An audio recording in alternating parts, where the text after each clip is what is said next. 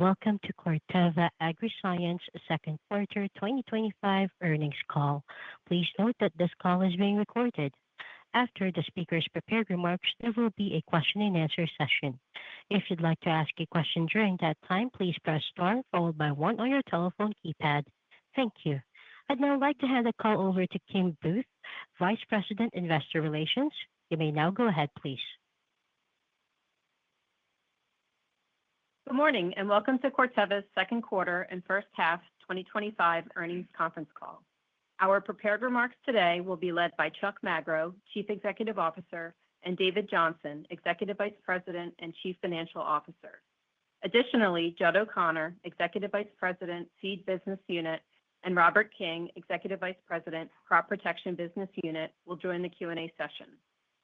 We have prepared presentation slides to supplement our remarks during this call, which are posted on the Investor Relations section of the Corteva website and through the link to our webcast. During this call, we will make forward-looking statements, which are our expectations about the future. These statements are based on current expectations and assumptions that are subject to various risks and uncertainties. Our actual results could materially differ from these statements due to these risks and uncertainties, including but not limited to those discussed on this call and in the risk factors section of our reports filed with the SEC. We do not undertake any duty to update any forward-looking statements. Please note in today's presentation, we'll be making references to certain non-GAAP financial measures.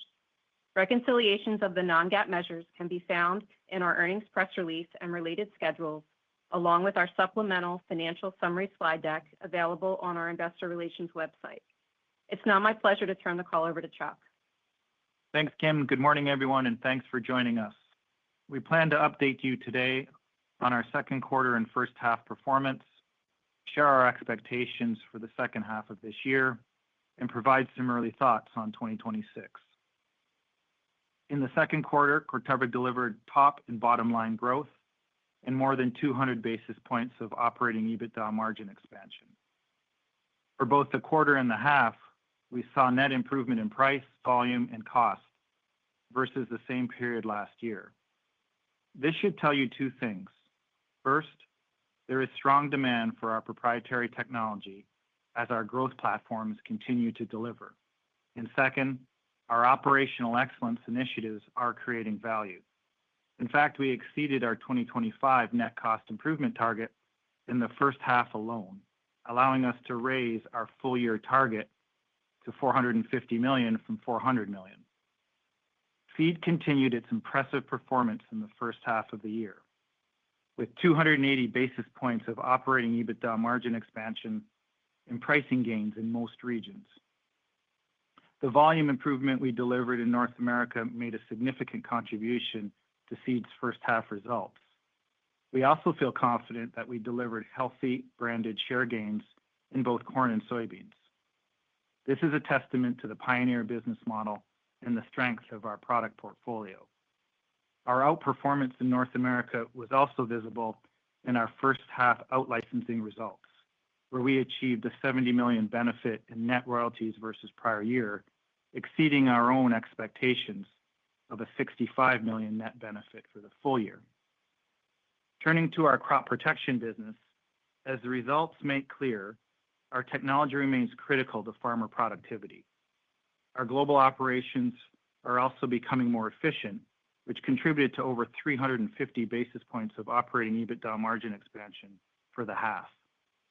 Productivity and deflation benefits, as well as volume gains, drove the largest improvements in crop protection's solid first half performance. The volume improvement was most significant in Brazil, where we saw strong applications on additional planted area, as well as expansion in our direct sales channel. Although the industry is expected to be about flattish overall for the year, our CP business continues to navigate a competitive market, and we expect low to mid-single-digit pricing headwinds in the second half of the year. However, it's worth noting that this is now our fifth consecutive quarter of CP volume gains, with double-digit volume growth in the second quarter. So we are confident we have the right channel strategy and that pricing remains the key constraint to the industry getting back to its normal low single-digit organic growth rate. For Corteva as a whole, we remain on track for double-digit bottom-line growth in meaningful margin improvement. In fact, as you saw from our announcement, as a result of our record first-half performance and de-risked expectations of modest growth in the second half, we are raising the midpoint of our full-year operating EBITDA guidance to $3.8 billion, a $100 million improvement versus what we guided last quarter. We're also improving a favorable update on free cash flow expectations and forecasting a full-year conversion rate of about 50%. David will go into more detail on all of this in a moment, including our latest views on tariffs and how these updates fall within our 2027 financial framework. Turning now to the market outlook. Overall, ag fundamentals remain mixed. Demand for grains and oilseeds continues to grow as farmers prioritize top-tier seed and crop protection technologies to maximize their yields. However, overall crop prices and margins have moderated. The U.S. mix shift from soybeans to corn played out as expected, and corn futures reflect the fact that crop condition ratings have been running above 5-year averages.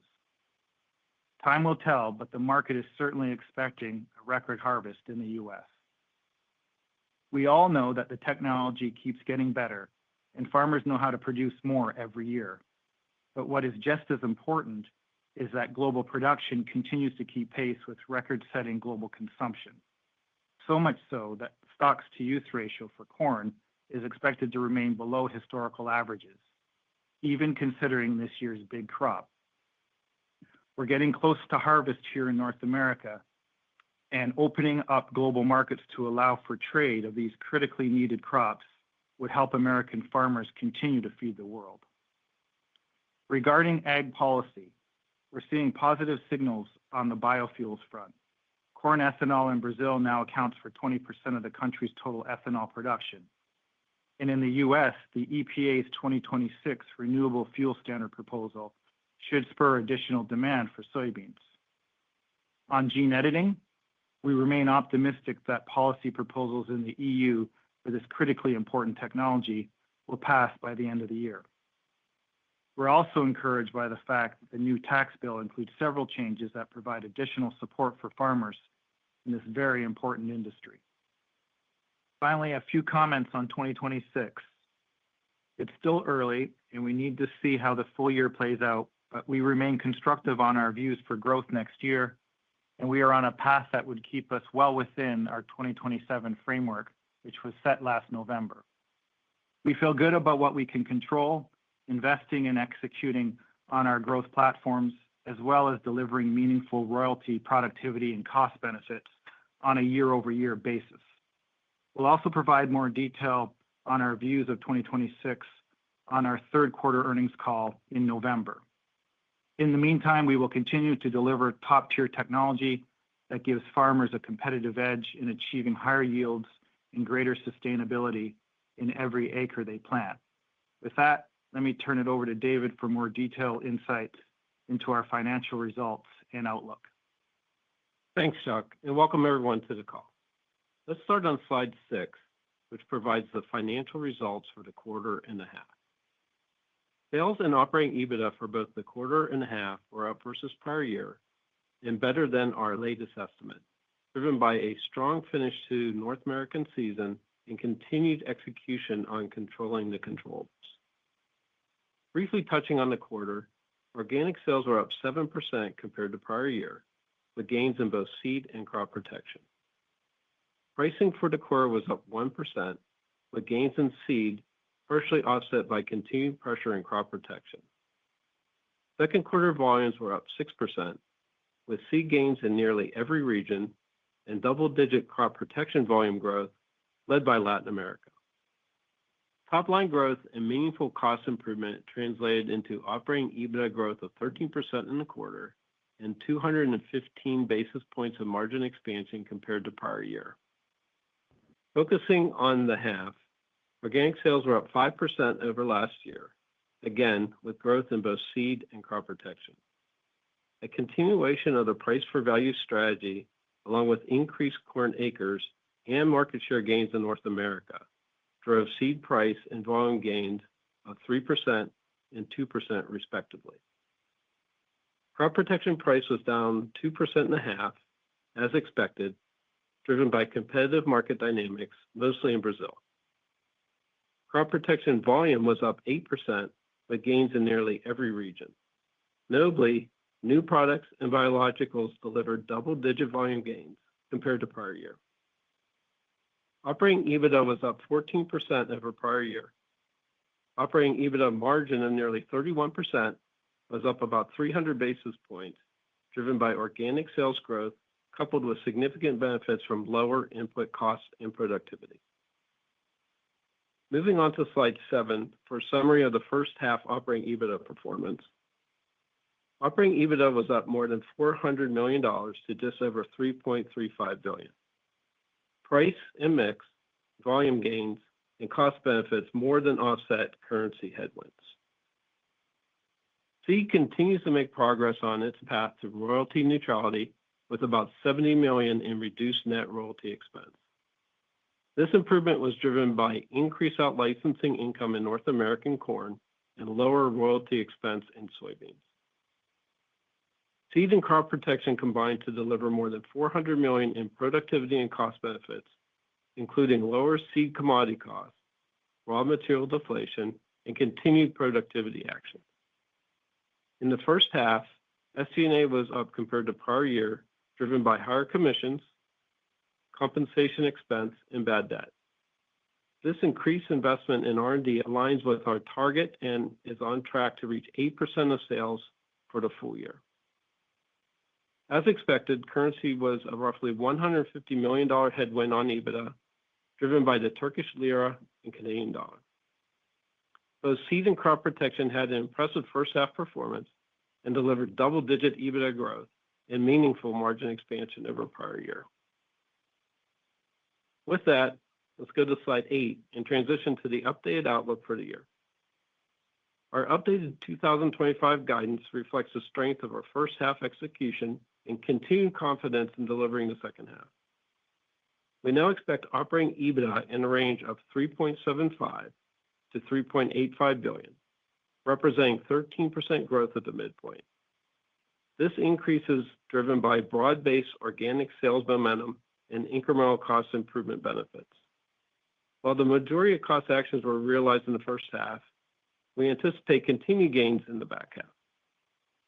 As a result, we now expect operating EBITDA margin expansion of approximately 150 basis points, reaching the upper end of our prior range. We're also raising our operating EPS guidance to $3 to $3.20 per share, up 21% at the midpoint versus last year. This reflects stronger EBITDA performance and lower than expected net interest expense.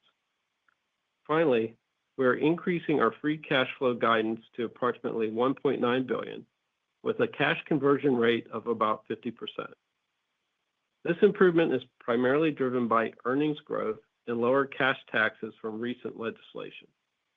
We're keeping an eye on a few items as we head into the second half, specifically farmer economics and liquidity, as they influence the amount of prepaid deposits we receive in the fourth quarter. Let's turn to slide 9 to walk through the key drivers of our first half performance and the setup for the second half of the year. In the first half, we delivered strong execution across both seed and crop protection. North America seed performance was particularly strong, supported by increased corn acreage, market share gains, and favorable weather. We saw low single-digit price gains in seed, while crop protection pricing was down modestly, reflecting ongoing competitive dynamics.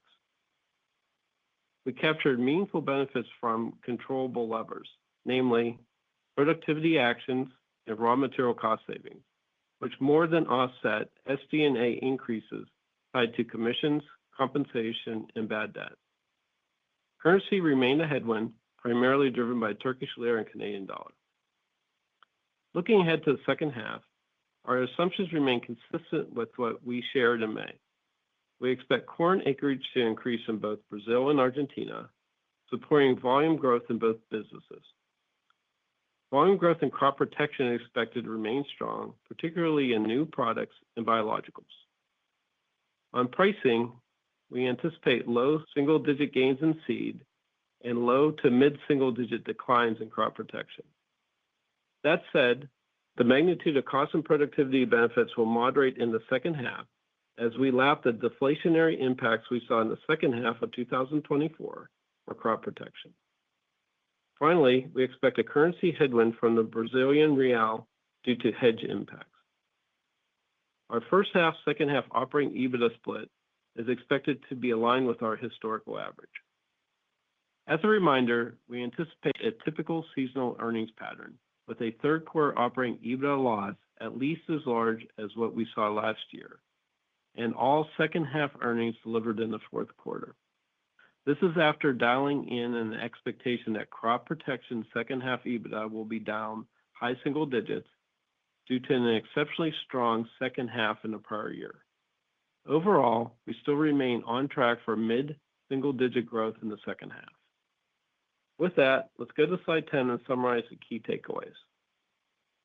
First, while we still have half of the year left to go, we delivered a strong first half, ahead of expectations. Organic sales growth was driven by our leading North America corn portfolio and broad-based volume growth for crop protection. We delivered over $400 million in cost savings from lower seed and crop protection raw material costs, along with productivity actions. The combination of organic sales growth in both business units, $70 million in net royalty improvement, and enhancements in our product mix contributed to about 300 basis point margin expansion over the prior year. Given our strong first half performance and continued confidence in the second half, we've raised our full year 2025 outlook across all key financial metrics. And finally, we remain on track for $1 billion of share repurchases in 2025. We also announced a nearly 6% increase in the annual dividend, our fifth consecutive annual increase, consistent with our dividend growth strategy. Combined, this translates to roughly $1.5 billion of cash returned to shareholders during 2025, a testimony to the strength of our balance sheet and cash flow outlook. With that, let me turn it back to Kim. Thanks, David. Now let's move on to your questions. I would like to remind you that our cautions on forward-looking statements and non-GAAP measures apply to both our prepared remarks and the following Q&A. Operator, please provide the Q&A instructions. Now opening the floor for question and answer session. If you'd like to ask a question, please press star followed by one on your telephone keypad. Please limit to one question only. Your first question comes from the line of Vincent Andrews of Morgan Stanley. Your line is now open. Thank you, and good morning, everyone.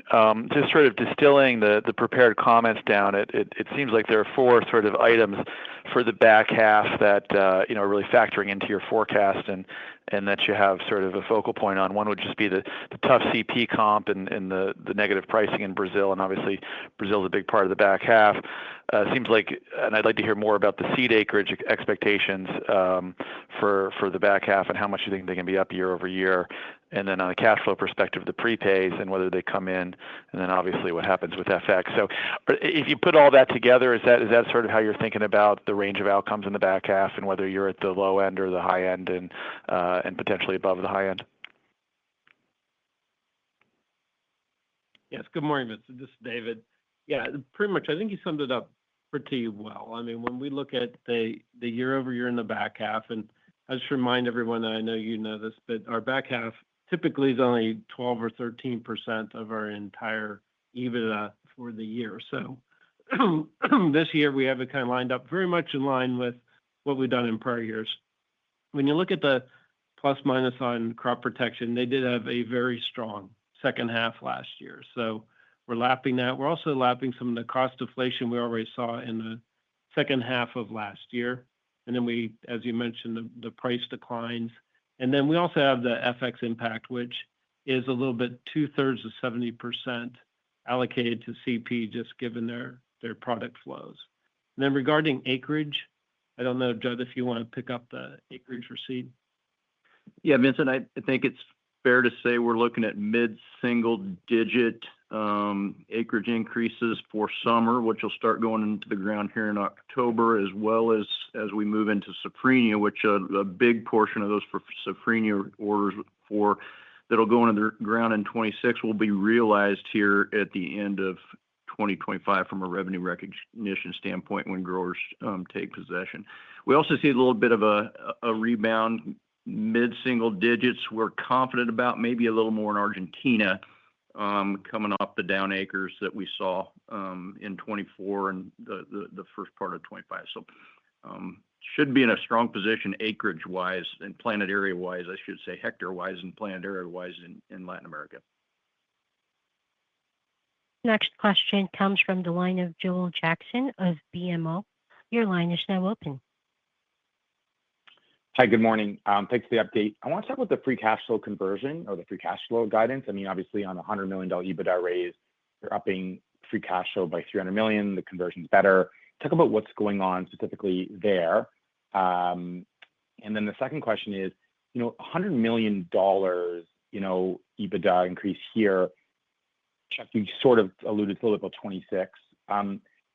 Some of that, can we assume you may have gotten in 26, the $100 million boost here? Like maybe just think about how you think about if you not borrow, but got a little early advance on some earnings in 26. Okay, so we'll have David talk about. I'll do the cash flow, and I can come back and give you perspectives on 26. Right. So if we look at where we are right now with cash generation through the first half, we are $900 million ahead of last year. And we expect, as you mentioned, the free cash flow somewhere around the $1.9 billion. So the adjustment to the overall guide is really twofold. One is our earnings increase that we increased the midpoint of our guide. But also with the new tax legislation, we are expecting less cash taxes in 2025. And that represents about a 4% uplift in our overall conversion rate. So when you end up adding those two factors together, we're now expecting about a 50% conversion rate for the year, $1.9 billion. I will remind everyone that the way that looks on our balance sheet is not that we're accumulating cash on the balance sheet. It really represents itself in our lowering our needs for borrowing more CP. And so in the first half, you'll see that we borrowed a lot less commercial paper, resulting in lower interest expense. And that's one of the major drivers of overall first half EPS increase. Also reminded everyone that our $1.9 billion is very much dependent on our cash credit mix at the end of the year. We have dialed in a number that's very similar to past years. So as you know, we'll keep an eye on that as we progress through the fourth quarter. Yeah, and Joel, it's Chuck.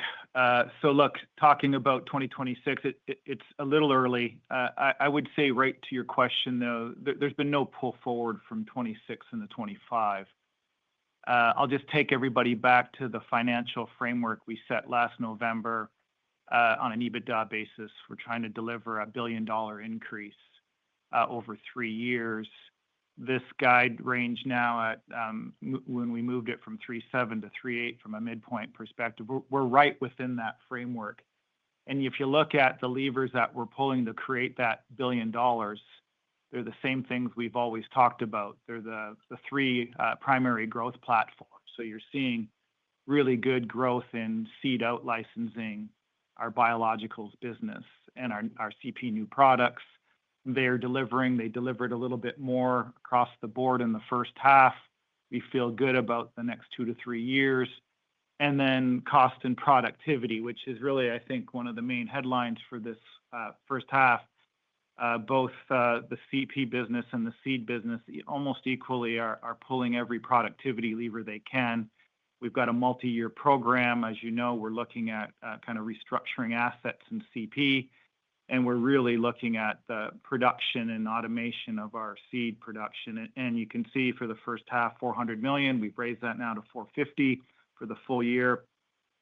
And if you look at what we need to deliver through the 2027, it's about $700 million of the $1 billion is going to come out of this bucket.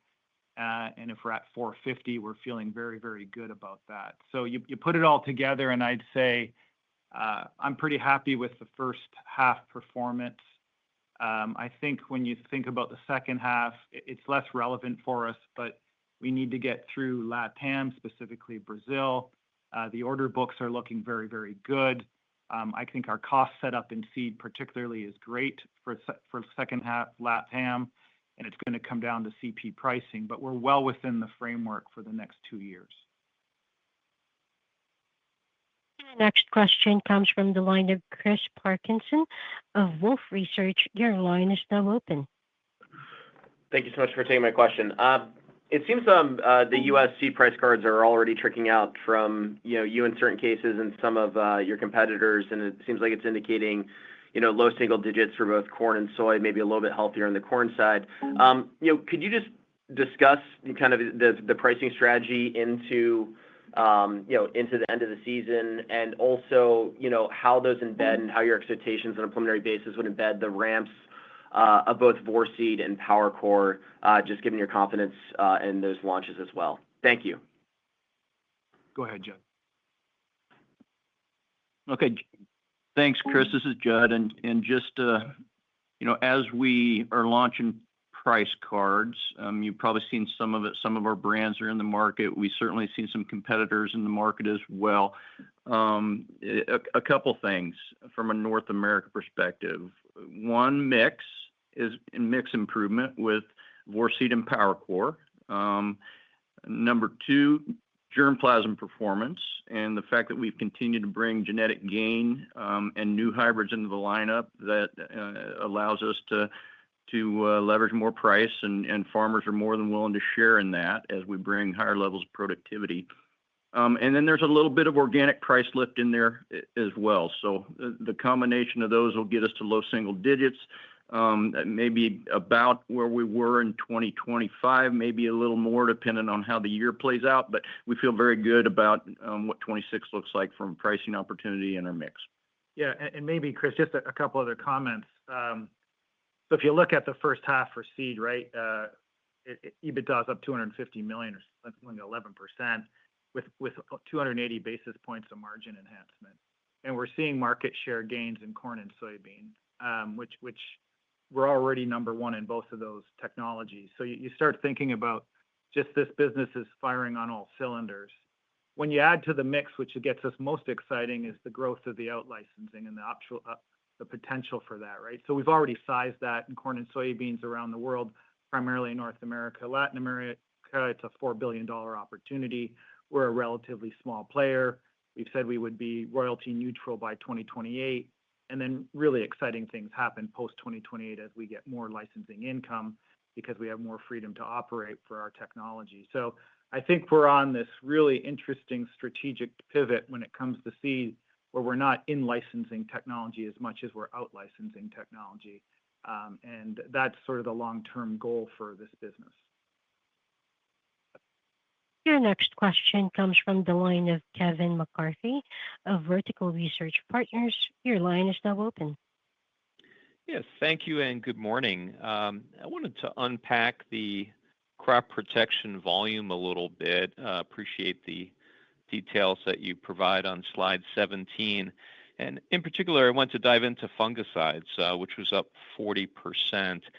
Can you help us understand how much of that was market related versus your ramp of picolinamide products? I think you're still ramping on Inatreq to some degree, and a more recent launch of Adavelt would be the first part of the question. And then looking ahead to next year, you entered into a partnership recently with FMC for fluindapyr. So maybe talk about what that might mean for Corteva and fungicides next year.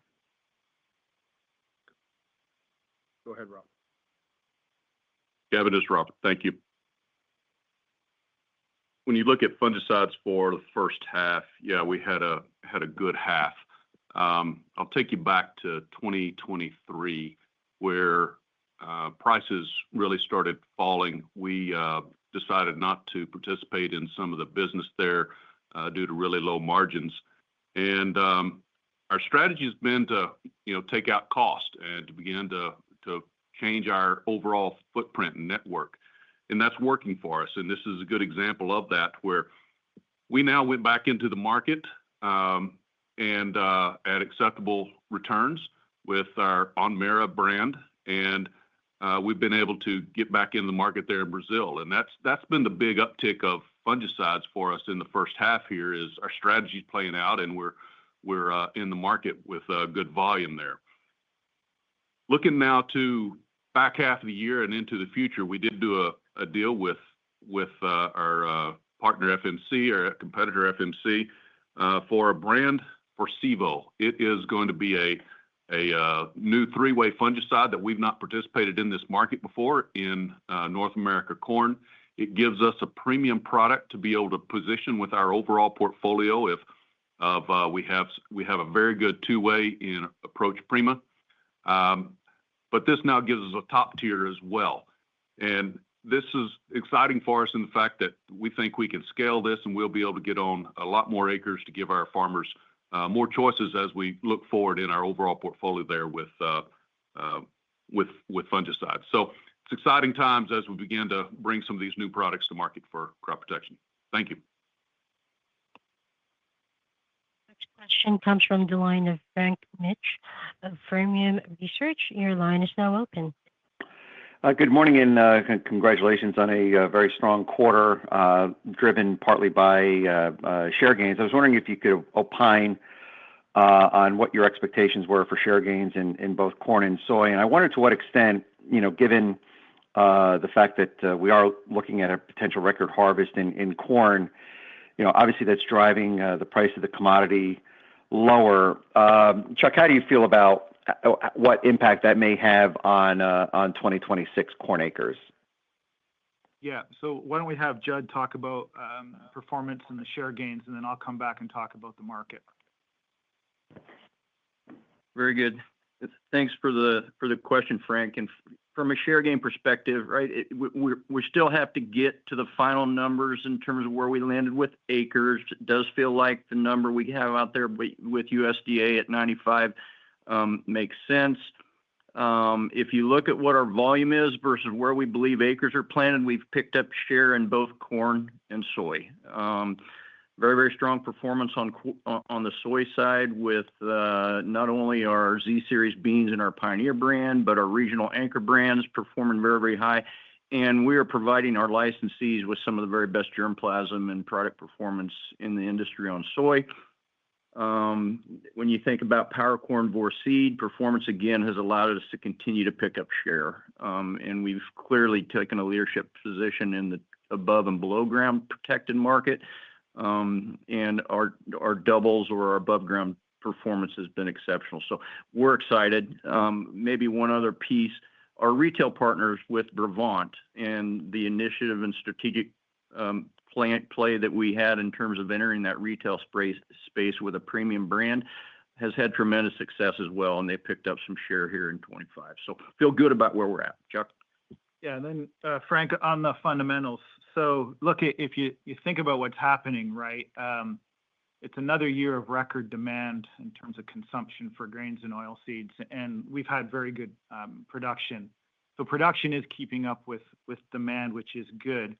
But stocks to use around the world, especially if you look at corn, it's tight, even though the market is expecting, a big crop from the U.S. and a big crop from LATAM.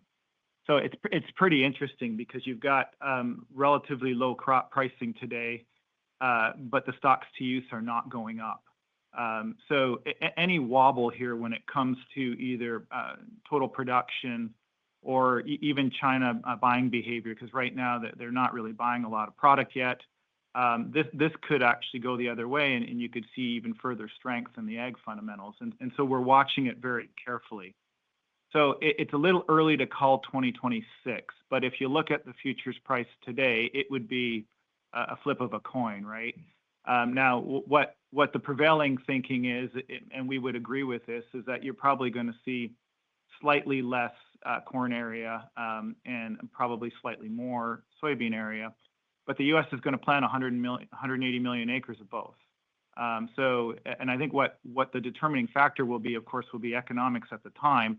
But we also have to watch the trade discussions that are happening right now, and geopolitics will play into this because we do need some trade routes to open up, particularly for soybeans. and that will weigh on farmers' planting decisions as we get through harvest and into next year. So time will tell, but that's our current thinking today, Frank. Next question comes from the line of David Begleiter of Deutsche Bank. Your line is now open. Thank you. Good morning. Hey, Chuck, just on CP pricing, can you talk to what you're seeing in terms of the price of Chinese and Indian generics? And overall, are you seeing CP pricing in the back half get any worse or just more stabilized here? Thank you. Yeah.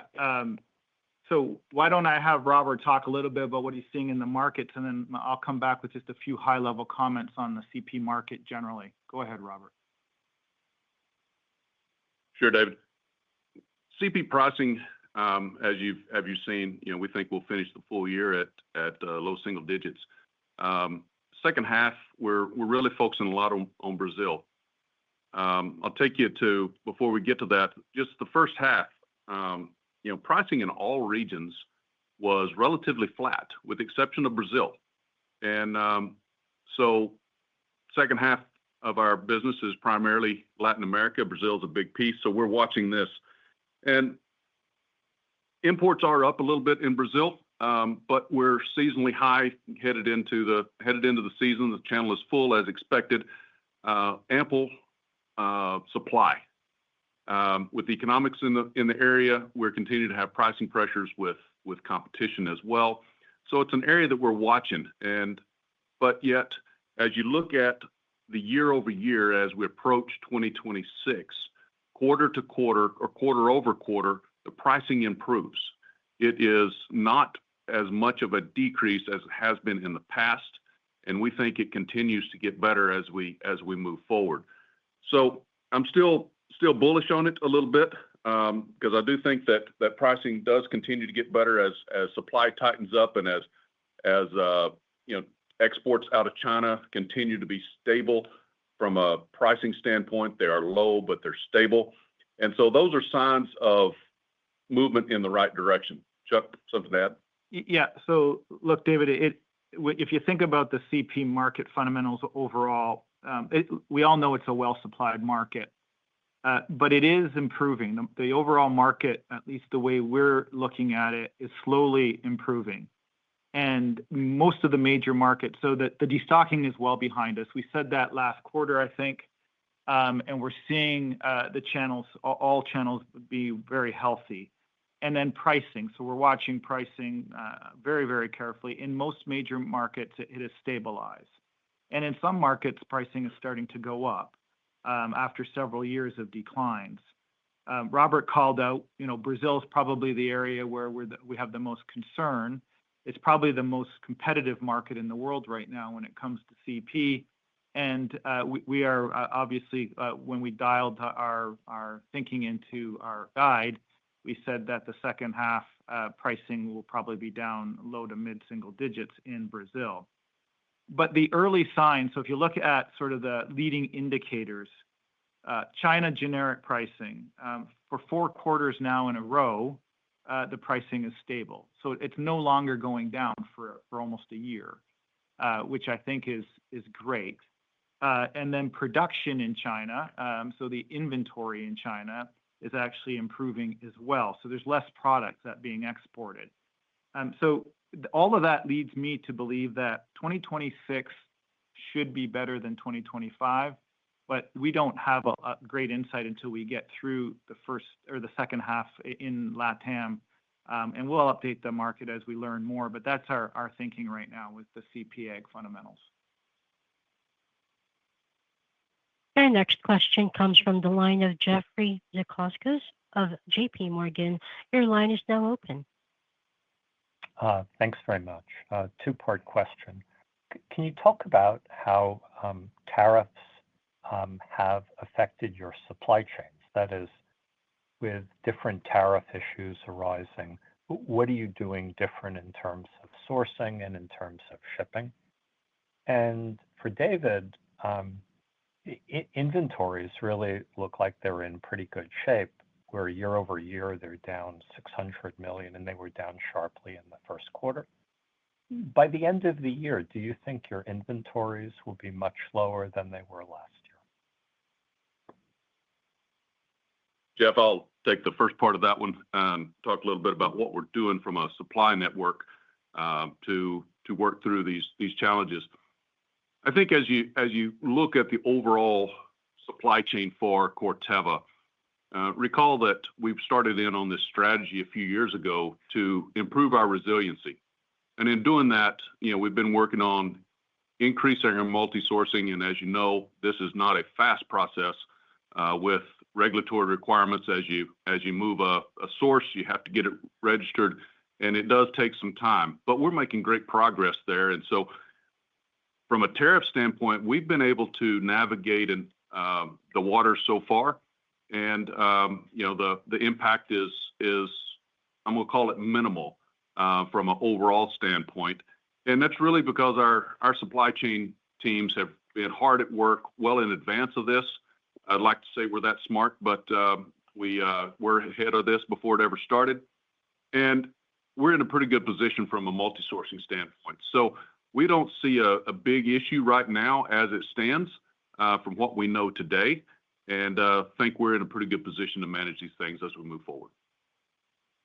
And Jeff, regarding inventory, yes, thanks for pointing out the fact that we are in a very good trajectory so far in this year. We do expect the back half of the year to add some working capital, and we've had a really good run so far in the first half of this year. But by the second half, we expect inventories to be around flat to prior year, maybe down slightly from where we were in 2024.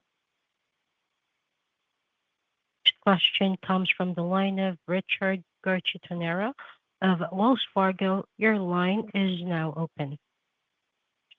Great. Thanks for taking my question. Chuck, given the strong first half of the year and the race and full year guide, I was curious your thoughts in terms of where do you think the market has really surprised you since the investor day and since you set the targets for this year? And then, you talked about the progressing ahead of schedule on the net royalties as well as on the cost side. Any chance we could see a pull forward in terms of those targets? You mentioned $700 million in costs. Could we get there sooner than originally thought? And same question in terms of the net royalty neutrality target of 2028. Can we get there ahead of time? Thanks. Yeah, good questions, Richard. So look, on the net royalty, we've already pulled it forward, right? So it was end of decade 2030. Now it's 2028. We're feeling very confident around that timeline. And I think that the first half performance would be reflective of that timeline. From an overall market and what has surprised us, look, I think we've all kind of been focused on the growth platforms, the way we've outlined them. And really, if you've heard me talk before, I'm a big believer in controlling our controllables. And the growth platforms are what we can control. So the new products, I think, are performing well in CP. The out-licensing, there just seems to be a lot of interest in the major markets to have another set of technology in licensors' hands. So I think that that's really good. And we're going to go as fast as we possibly can. And we've already pulled some of that, I think, forward a little bit. When you start thinking about the other surprising area, though, it is CP.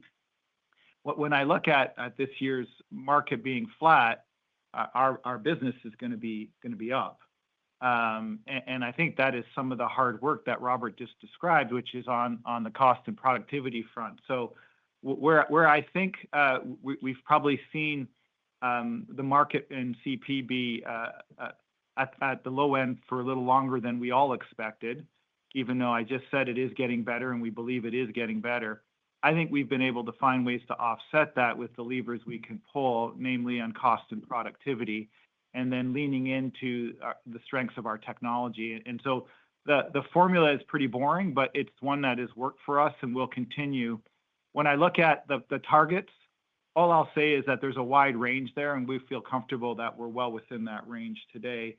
And we'll continue to update you as we learn more through the business operations. Your next question comes from the line of Kristen Owen of Oppenheimer. Your line is now open. Hi, good morning. Thank you for taking the question. Wanted to ask a little bit about your second half seed assumptions. Just as we're shifting to Brazil in this half, you mentioned order books are looking healthy. Can you maybe articulate a little bit more on some of the velocity of those order books?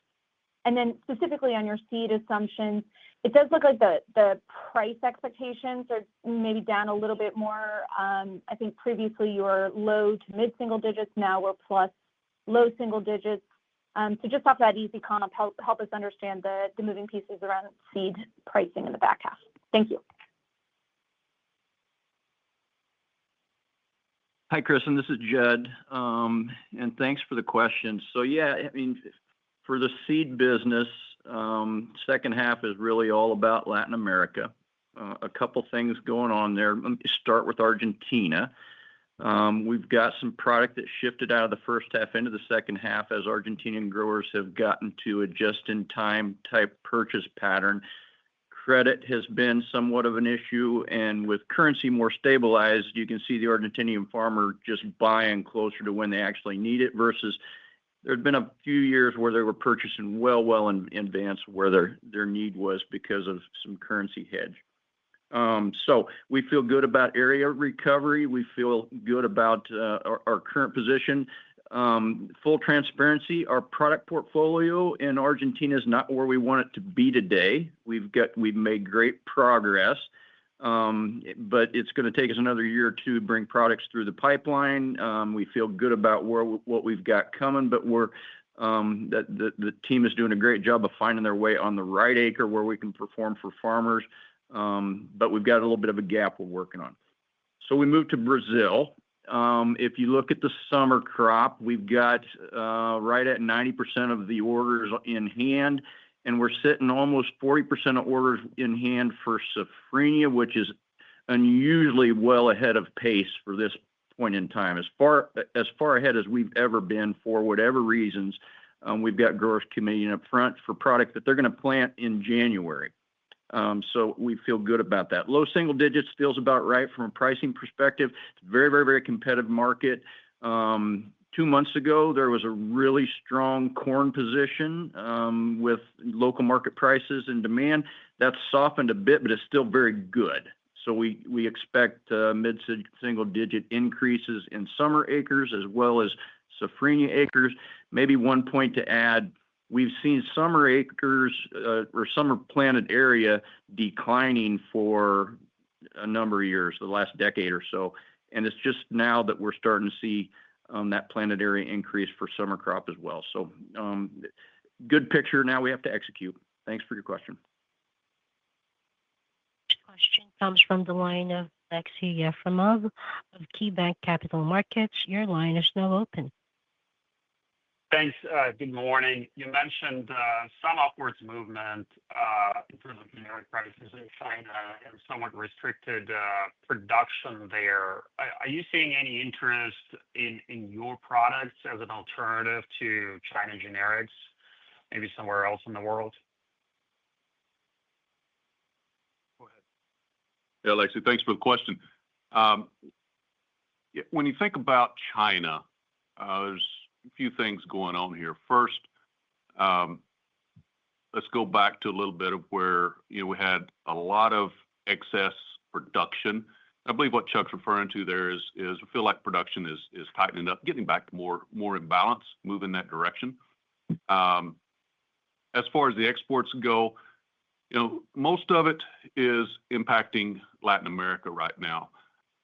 We are starting to see a little bit into Eastern Europe, but it's manageable and not that much different than normal. It just has a little more noise because of just the climate of the world. But primarily, it's a Latin America phenomenon. Asia has always been a big generic market, so it's nothing new there. So our focus is really on Latin America. The other regions are about normal, and we don't see any big disruptors happening in those regions. Yeah, I think the one key thing to call out is we don't go head to head with the generics. We don't have to. We have different customer base, and usually the customers that we're selling to, we have a direct model, as you know. We rely on that a lot. and the customers that we're selling to want differentiated technology. What the generics do, though, is they provide the floor. And so if the floor is stable, that helps everybody. So it's less of a competitive issue for us and a substitution of product, but it helps to understand sort of the overall health of the market.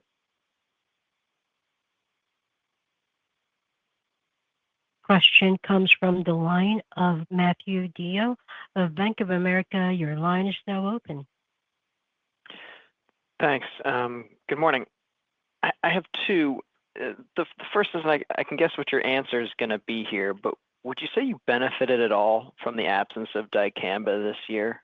And, your thoughts on the potential return next year, given some new registrations maybe moving through the pipe? And then as we look at the margin in CP, year over year is pretty impressive, and you discussed a lot of the productivity benefits are resonating here. So if we think about how that margin should translate to 3Q, can we keep a lot of this traction, or are there going to be give backs here, depending on mix? Okay, well, let's start with Judd for dicamba. Okay, thank you, Matthew. Yeah, maybe just a few comments. EPA did take an action here at the end of July. There's a 30-day comment period on a potential return of a dicamba label. And so we'll see how that goes, how restrictive the label is or not, and if that'll be available for growers. Let me just put maybe a sidebar comment here. We advocate for growers having all the tools that they need to be productive and manage their crops. So that being said, if you think about how E3 and Enlist entered the market, we were making big penetration and market share gains while dicamba was still labeled. And so when we lost the label for dicamba, I'm sure that there was a bump there to some degree, but we still had dicamba-resistant beans that were going in the ground and just choosing different herbicide packages. So, I guess we don't have any big concerns that a dicamba label returning is going to have any material impact that we're going to have to deal with. Germplasm still matters and is a really big deal. Our performance in our germplasm on the soy side is best in class, best in the industry right now in North America. And I think that all of our brands and licensees would agree with that. We're sitting again just north of 65% penetration with Enlist, heavy weed control season with all the rains that we had and multiple flushes of weeds. So we believe that our spray rate is still 70% or above. We'll see when the market research shakes out on that, but probably more than you wanted for the dicamba answer. But we feel like we're in a strong position. We can compete well going into 26 and beyond. Next question comes from the line of Patrick. Go ahead, Robert. Answer the CP margin question. So on the CP margin, let's talk a little bit about how we see us tracking to the 2027 deliverables and what that looks like. First of all, if you recall, last year we put more money on the table from a cost reduction standpoint. To deliver by 2027, we'll be in the neighborhood of $300 million, and that work is continuing. So as you build out the margins, we're continuing to get to a capital light, lower manufacturing cost base than what we've been in the past, and we think that continues to help us with margins as we move forward into the future. As I said before, a lot of work was started there early, and we're continuing that as we look forward. The other thing I think about when I talk about margins for this business is really our growth platforms of new products and biologicals. Keep in mind that when you think about our differentiated portfolio, we're about a little over two-thirds differentiated in our portfolio.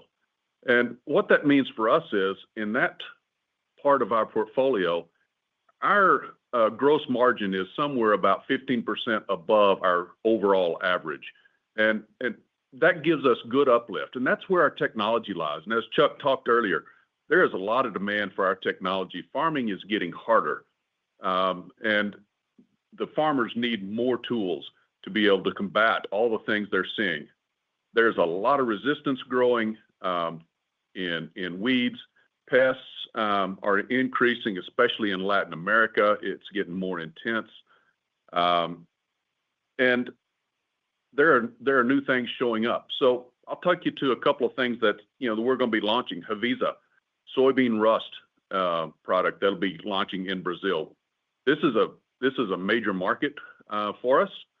We think this is a blockbuster molecule that will peak out around 500 as peak revenue. And so we're bringing new technology over the next few years. Reclamel, another one that we just launched, but we just got permitting for it in California. And this is a nematicide that is novel from the standpoint that it is selective with the bad nematodes and keeps all the good things in the soil. So, again, new technology that adds value on the farm that is helping not only our margins, but man, it's helping the farmers and their returns as they grow. And then biologicals, this is one really can't talk enough about from a standpoint of where are we going in the future of ag. And today it's about 10% of the overall market of the world. We think it will grow up to around 25-30% over the next decade. And keep in mind, this is a part of that's growing faster and has higher margins because of just the value it puts on the farm when you begin to use this in the right way. So our portfolio makeup is advantageous to us from a margin standpoint as we progress. And then as we begin, again, to keep taking costs out, we think we're in a really good position as we walk into second half and then on to 2027. Hope that helps. Comes from the line of Patrick Cunningham of Citi. Your line is now open. Hi, good morning. Just on the realization of COGS benefits from seed commodity cost deflation, how sizable has that benefit been in the first half of 25? And should that still be a sizable benefit in 2026, given the direction of grain prices? Thanks, Patrick. It's David. Yeah, I would say that we're slightly ahead in total for our net cost improvement in seed, and some of that is definitely the commodity impact. I think we'll remind everyone that commodity runs through our P&L over 2 or 3 year period, and it has to do with commodity hedges and our inventory positions and so on. So we would say if you step back and think about the $700 million net impact for a 3 year plan, half of that being seed, I would say that lines up pretty well and give us a little bit more confidence in that plan for the next 2 or 3 years. Our final question comes from the line of Rodriguez of Mizuho. Your line is now open. Thank you. Good morning, everyone. I mean, Chuck, you've been involved in all aspects of the crop market, so your insights here are really appreciated. So there's clearly a disconnect between crop prices and input costs, right? So how does that disconnect get corrected? Will there have to be like a correction in input prices? And related to your company, like how can seed prices continue to move up in that environment? Yeah. Good morning, Edland. So I wouldn't say there's a huge disconnect. Look, we watch farmer margins very carefully. And today I'd say if you just take the U.S. farmer and say the Brazilian farmer, they're operating in a market that they've seen many, many times before in their history, right? So we have relatively low crop prices. If they own their land, they're still quite profitable. If they're renting land, margins are quite thin. And in some cases, depending on productivity, they could be negative. And they will farm like that all day long. Look, I'll tell you, I just spent most of the spring season traveling through Argentina, Brazil, Canada, and of course through the U.S. And every farmer that I talked to wanted more of our technology, especially when it comes to seed technology. They need the yield when things are this tight. They really need the yield. It could be the difference between being profitable and not being profitable with a few bushels per acre. So as long as we have the price for value, in other words, we bring genetic gain to the farm, and that's our promise to the farmer, right? If you buy our new products, yes, they may cost you more, but you're better off financially. It's a very simple process. And so I'm actually very hopeful that we will just continue with this strategy because farmers are asking for it. In fact, I'd say farmers want us to take the returns from our seed and put it back into our R&D pipeline, and they know that that's not free. So I think we've got a great view here. Do we all wish that crop pricing was a little higher? Absolutely. And like I said, I've got a view today that the fundamentals of this business are actually stronger than the crop pricing. And what the market is expecting is a huge crop. And then the trade uncertainty is also weighing on the futures price. So we'll know a lot more, I think, in the next quarter or two. But with the consumption continuing to increase, I think that over time, this thing will normalize. But I haven't met one farmer that doesn't plan to increase their production and productivity over my travels this year. So hopefully that helps. That concludes our question and answer session. I'd now like to hand the call back to Kim Booth for final remarks. Great. That's the end of our call. We thank you for joining and for your interest in Corteva, and we hope you have a safe and wonderful day. Thank you for attending today's call. You may now disconnect. Goodbye.